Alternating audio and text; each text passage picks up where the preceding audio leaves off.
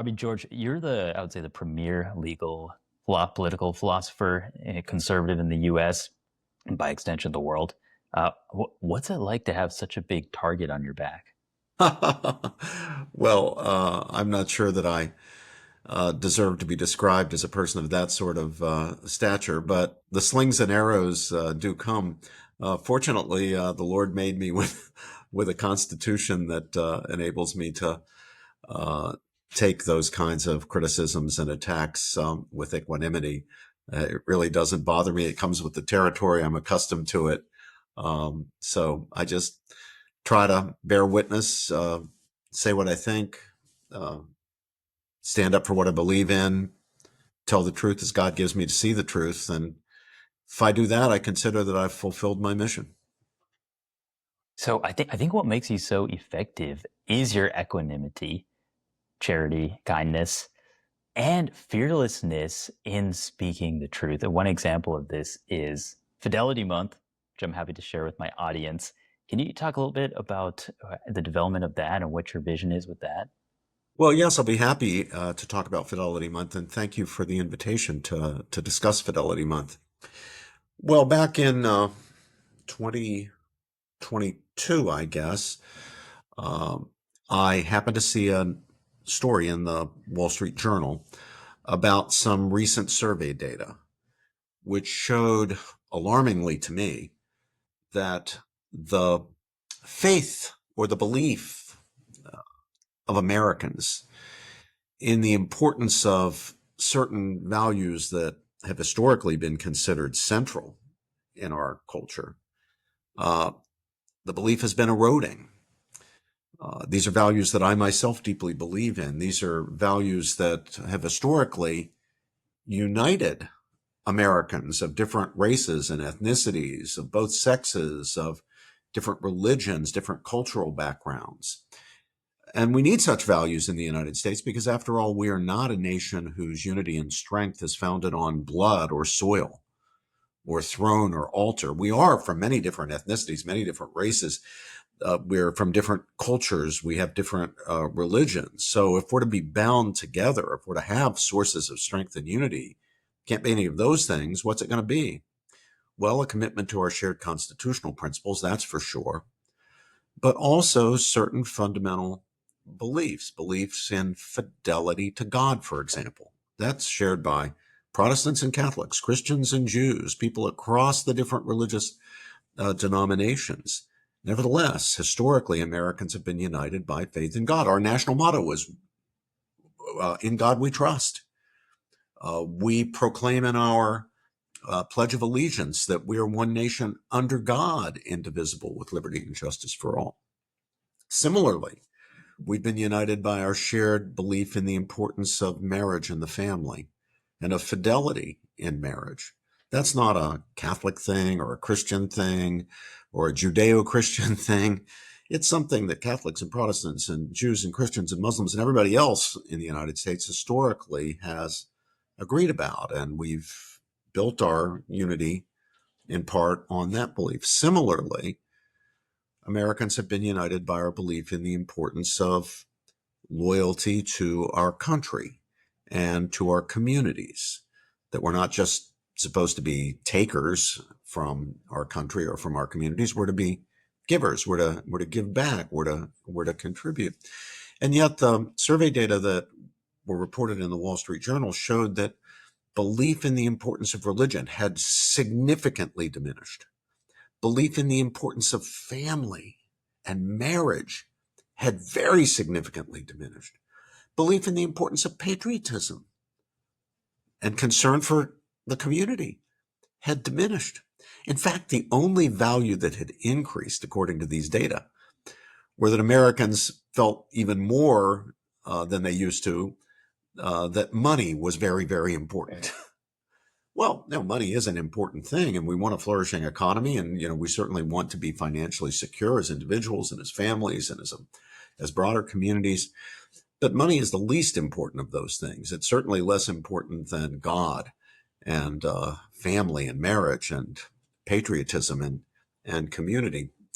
So I was alarmed because this country cannot survive without sources of unity and strength. And since they can't be blood and soil or throne and altar, they've got to be these other traditional moral commitments.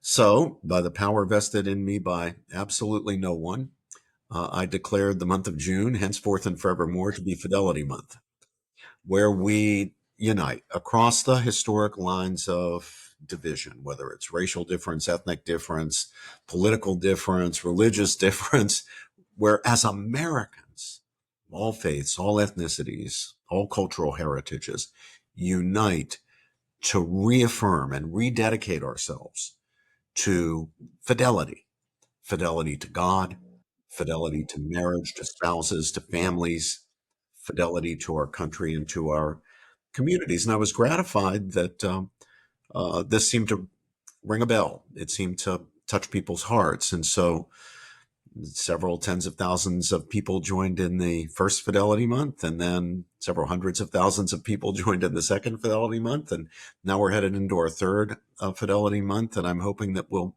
this time register in the millions.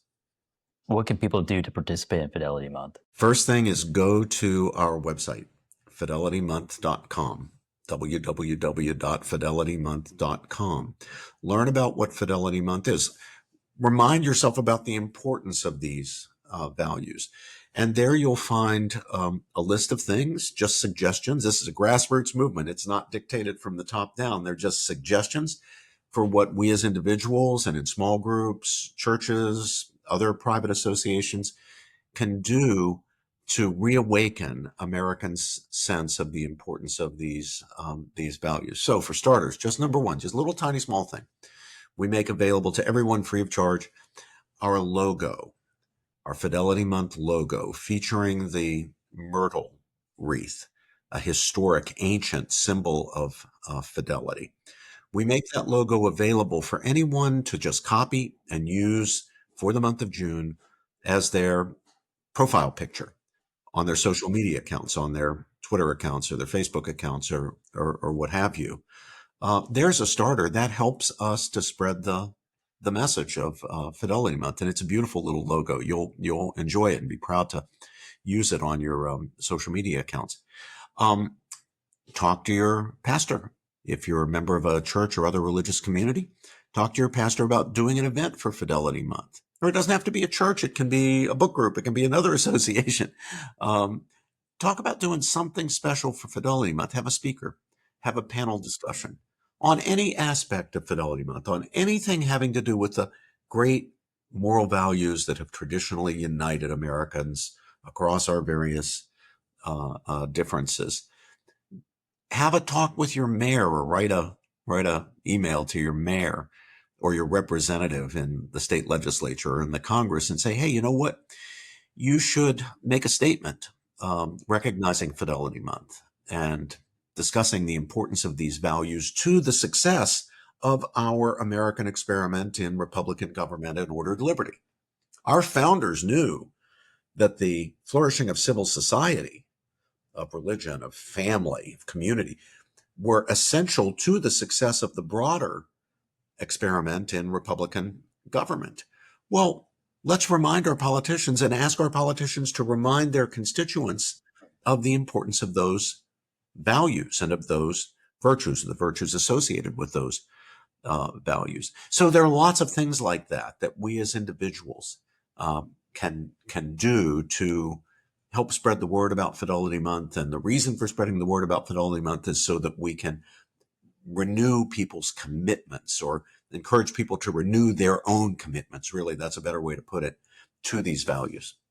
Beautiful. If someone is an influential executive, can they pass out little tiny Fidelity Month flags for people to put on their desk? And for those who refuse to put on their desk, quietly persecute those individuals? No, we don't persecute anybody. And Well, that's the other month. Oh, sorry, I got confused. Yeah, Okay. that might be the other month, but we don't do stuff like that. What we do is we propose. We don't impose. We propose, and we think we've got something very good to propose that doesn't need to be forced on anybody, because once people just pause for a moment to consider what are the sources of our national unity and strength, they'll quickly see it's not blood, it's not soil. Can't rely on those things. Can't rely on church. We can't rely on altar, throwing an altar that we're all members of one religion or we're all under a king or something like that. It's nothing like that. Those things cannot provide unity and strength, but we need unity and strength. So if they're to be provided, people will quickly see that they're provided by these core values, these basic commitments that Americans have shared since the founding of the Republic. Despite all our other differences, we've shared these, and now they've eroded, and their erosion is dangerous. It's dangerous to the Republic, but we can't get them back just by fiat, by a court ordering it, or by an act of legislation. If we're going to get them back, we, the people, need to lead the way. We need to celebrate these values. We need to renew and rededicate ourselves to these values. So I think when people hear the message, when they're reminded of the message, it's a message that they find they want to embrace. You're speaking of the pillars of faith, family, and country. I wonder if the biggest enemy to that is secular humanism, which is so rampant. And I would love to hear, like, how optimistic are you that this positive message of truth, beauty, and goodness really can spread and overcome? Well, I think what would the word be, opponent, the main impediment to our reaffirming our traditional values is apathy. To some extent, we've grown very, very prosperous as a nation and very content and happy. We're unhappy and disaffected in many other ways, but we're pretty self-reliant and rich as a people. Not everybody, obviously, but you can forget what's important in life, and you can get caught up in the things that matter, but not all that much. Things like wealth and power and celebrity and fame and influence and status. Those things do matter. They're not bad in themselves. You can do good things with them. You can do good things with wealth. You can do good things with celebrity. You can do good things with influence. But they're not good in themselves either. They matter, but they're not the things that ultimately matter. The things that ultimately matter are the things that are good, not just as means to other ends. They're things that are good in themselves, good for their own sake. Faith, family, friendship, knowledge, beauty, integrity, honesty, community.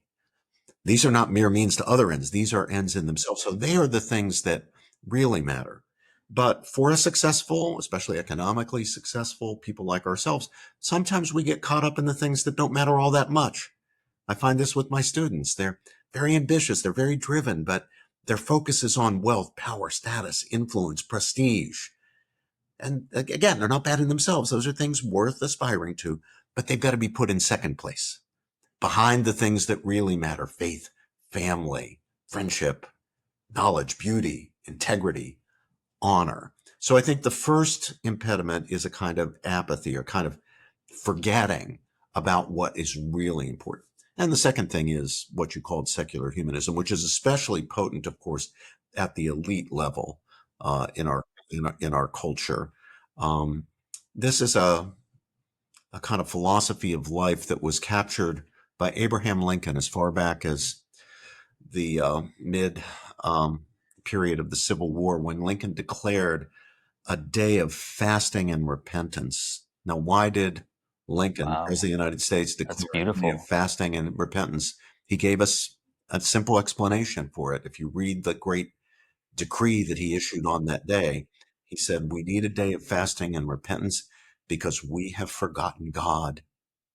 In our hubris, in our pride, in our wealth, we have forgotten God.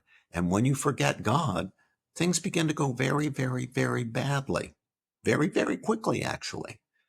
So Lincoln reminded us we need to remember God. And in a way, that's the first pillar of Fidelity Month. It's remembering our dependence on a loving and powerful God, in whose image and likeness we and every other member of the human family are made. That's the fundamental source of our inherent dignity and moral inviolability as human beings. We really can't expect to treat ourselves properly, and certainly not to treat others properly, when we forget the source of our fundamental human dignity, our fundamental human rights. So this is not a new problem.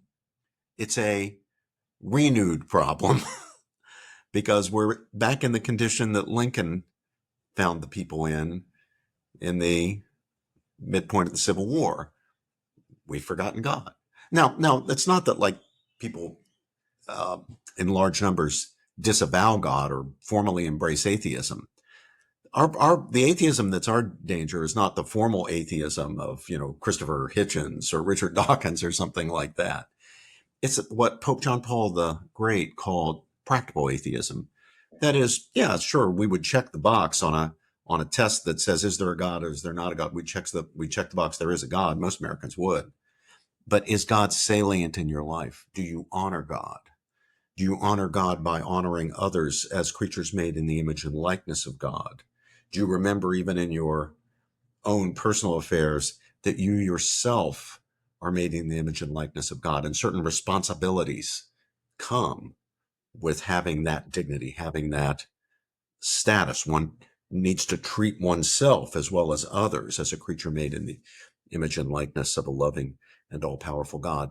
So those are some sort of considerations that I think we should bear in mind when we reflect on our current condition and what the real challenges to us are. Well, when you talk about apathy and secular humanism, that just calls to mind late stage empire to me. And Yes. the collapse of the empire could take 100 years, even longer. But how optimistic are you that we can reverse that? Oh, well, I, I guess I'm by nature an optimistic person, but that's not what's doing the work here. I didn't declare Fidelity Month because I'm an optimist. I do happen to be an optimist. I can't help it, but optimism is a matter of optics. It's not a virtue. I declared Fidelity Month because I have hope, and hope is not optimism. Hope is a virtue. It's not a matter of optics. It's not a prediction. It's a commitment. It's volitional. It's saying, look, we can do something here to make things turn around. We can do something here to set things right. We can recover what is lost. We can restore what has eroded.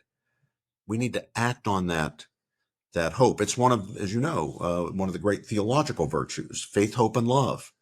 Well, hope is right there in the middle where it belongs. And so really, Fidelity Month is an act of hope. So I got to ask you, you're on the Council of Foreign Relations. What is that like?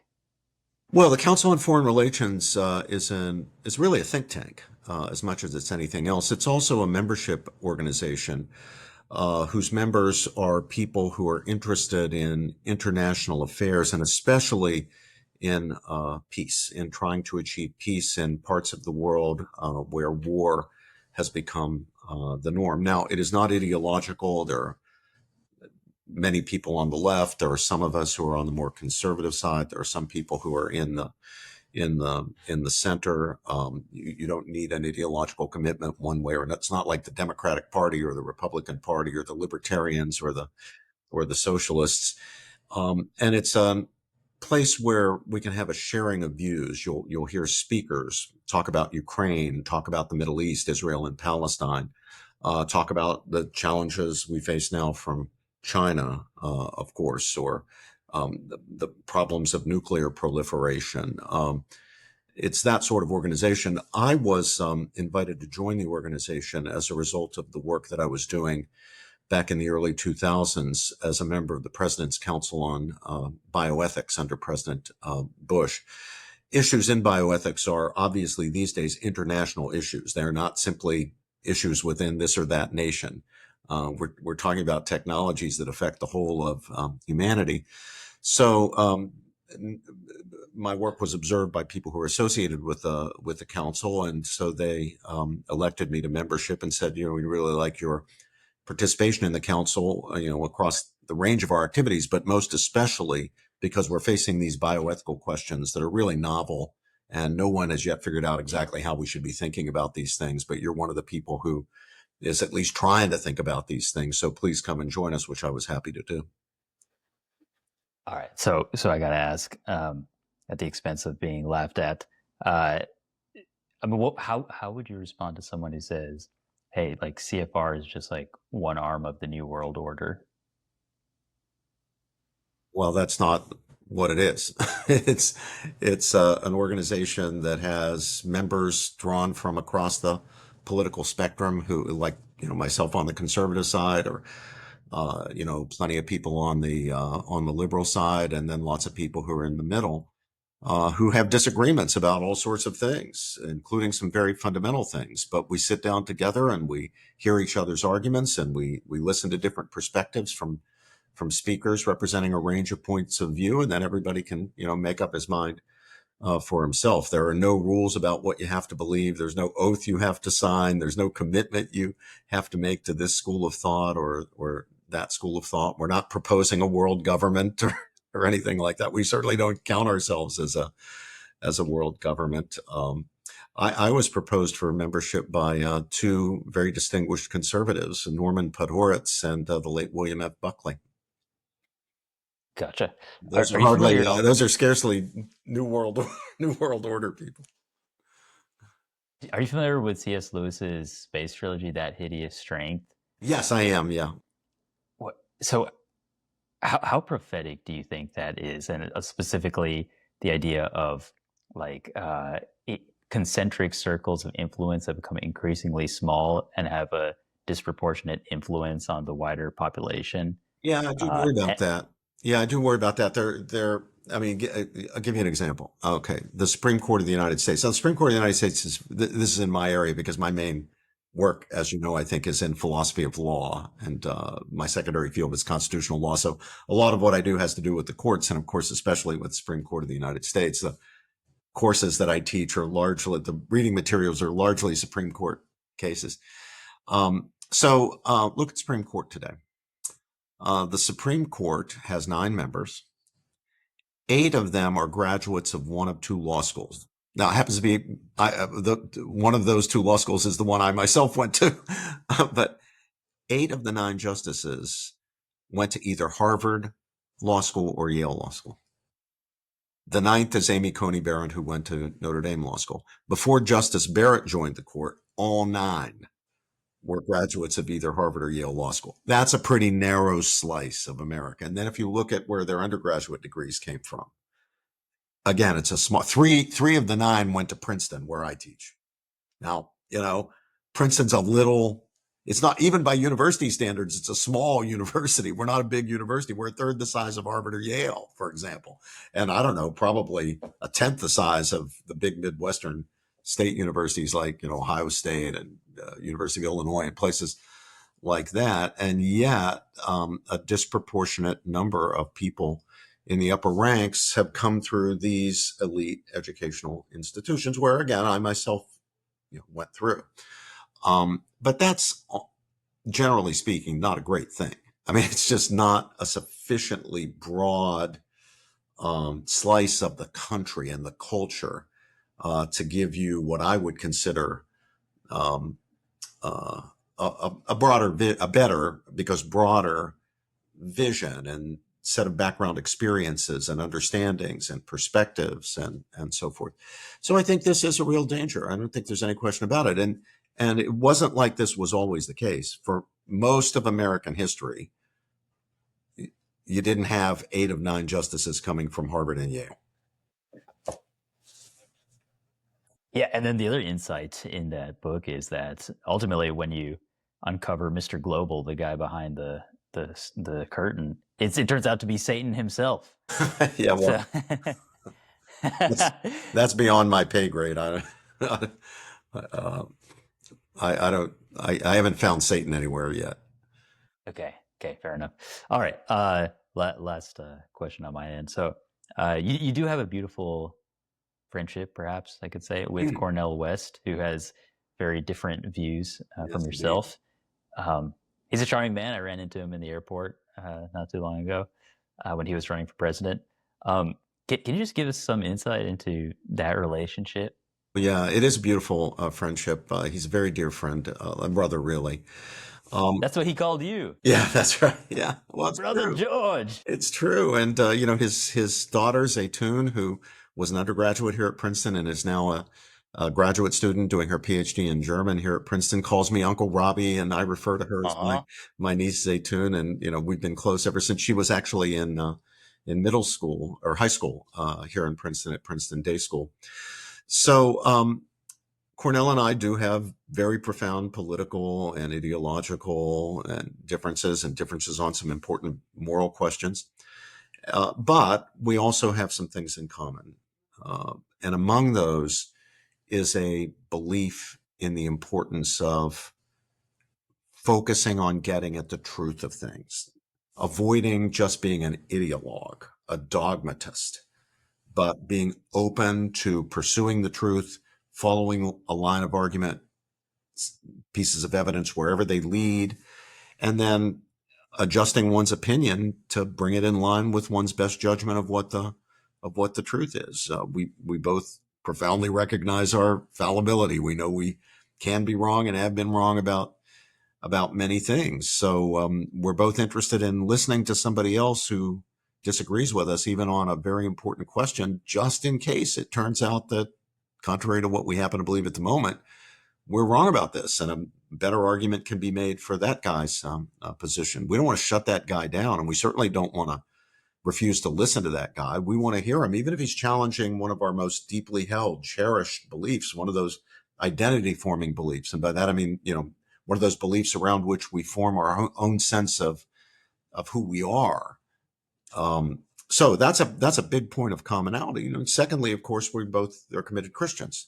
So, we believe the basic Christian story that each and every member of the human family, no matter who it is, whether we like that person or not, or whether we think that person is an atrocious human being, we nevertheless think that every human being is made in the very image and likeness of God, that everyone is precious and to be honored in their fundamental dignity, even if you have to oppose them when it comes to moral and political questions. And that's a pretty powerful shared belief as well. We also deeply believe in the life of the mind, the vocation of scholarship and teaching. We're both deeply committed to that. We've literally bet our lives on. We could have done other things, much more lucrative things, but we didn't do that because we both felt called to the vocation of teaching and scholarship, of truth seeking. Really, is what it comes down to. And so that's a common bond. And so for now more than 20 years, we've been teaching together, lecturing around the country together, singing together. We both love music and singing, praying together. We pray together regularly. Every time we're together, we end up spending some time in prayer together. And this is effortless. It takes no effort on my part. It takes no effort on his part. We don't have to force ourselves because we disagree so much about politics. We don't have to force ourselves to be nice to each other or anything like that. It's the most natural thing in the world. And it's been a real blessing in my life. And, I need to be challenged. And he thinks he needs to be challenged. We don't want to become complacent. And, when we argue about an issue, when we debate an issue, more often than not, we don't change each other's minds, but we always deepen each other's understanding. If Cornell and I debate an issue, I'm going to come out of that conversation with a much deeper understanding, even if I still think I'm right. And boy, that's great. That's money in the bank. That's gold. How beautiful is that? I'm tempted to ask you to do a little prayer here. I have a suspicion that you're good at it, but I I wish think I wish I were. I'm afraid I've tested your patience enough on this short interview, so I won't do so any further.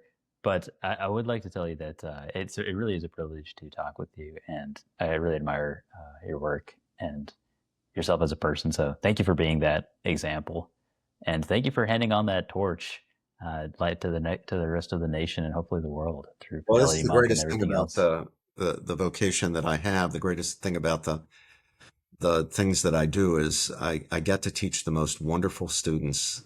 They really are determined truth seekers and courageous truth speakers. They have been such a blessing in my life. You probably know or know of some of my students. I shouldn't mention any because I'll leave others out that are, that I'm equally proud of, but you probably know Ryan Anderson or Sharif Girgis or Lisa Yeah. Moskela or Danielle Mark or Rabbi Meir Soloveitchik or, uh, gosh, the list goes on and on. Well, Ryan Anderson was recently appointed to the president's Committee on Religious Freedom. As was Rabbi Soloveitchik. Yeah, so I have two I students thought I recognized that. who've Okay. gone on to onto that commission, and my students are now making me so proud of them. They're off in academia doing important work. They're in government service doing important work. They're in law, obviously. I mean, an awful lot of my students end up going to law school, and they're doing great good in careers in law. Some of them fighting for very important causes like religious liberty and the pro-life cause, and other very important marriage, very important causes. They go into business. Many have become very generous philanthropists, doing a lot of good in the world with the business skills that God has blessed them with. So, gosh, I'm just a blessed man, especially when it comes to my students. A blessed man. That must be so fulfilling to see that. It is amazing. It is the greatest thing. Next to having grandchildren, which is the greatest thing in the world, having those students is just amazing. Well, thank you for being a true speaker, Dr. George. My pleasure. Thank you for having me on. Bless your show.